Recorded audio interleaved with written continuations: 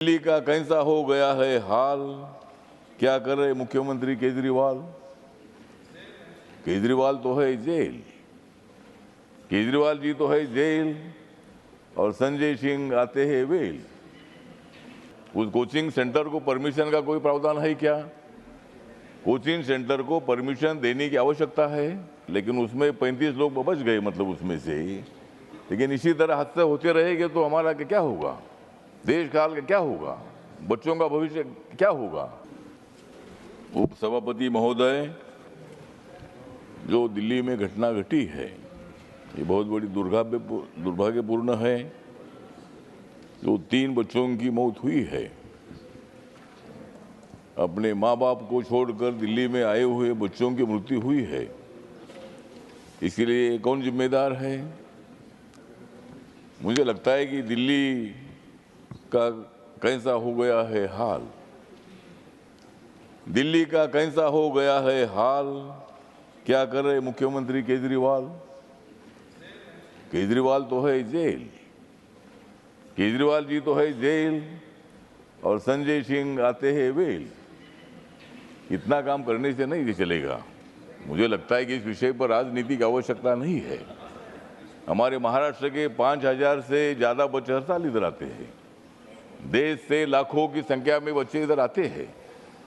तो ऐसे जो कोचिंग सेंटर्स है, उस कोचिंग सेंटर को परमिशन का कोई प्रावधान है क्या? कोचिंग सेंटर को परमिशन देने की आवश्यकता है। बेसमेंट में, मतलब इसी तरह की लाइब्रेरी वहाँ होती है, वहाँ 3 बच्चे तो मर गए, लेकिन उसमें 35 लोग बच गए, मतलब उसमें से। लेकिन इसी तरह हादसे होते रहेंगे तो हमारा क्या होगा, देश काल का क्या होगा, बच्चों का भविष्य क्या होगा। और इसलिए मुझे लगता है कि ऐसे कोचिंग सेंटर को परमिशन देने का प्रावधान होना चाहिए।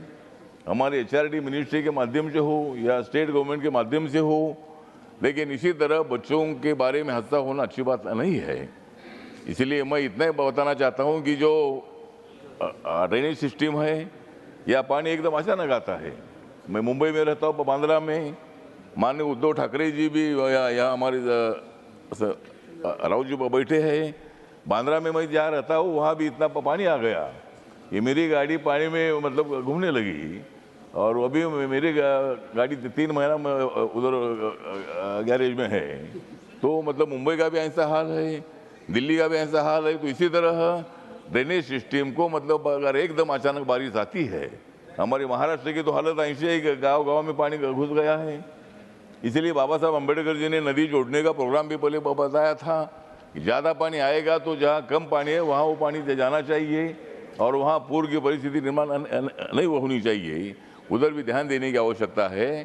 तो इस घटना जो घटी है उसके बारे में संवेदना व्यक्त करता हूँ, लेकिन जो परिवार जन है बच्चों के, उनके लिए कोई नौकरी देने के बारे में या उनको आर्थिक मदद देने के बारे में भी सरकार ने विचार करने की आवश्यकता है। इतना ही मैं बताना चाहता हूँ।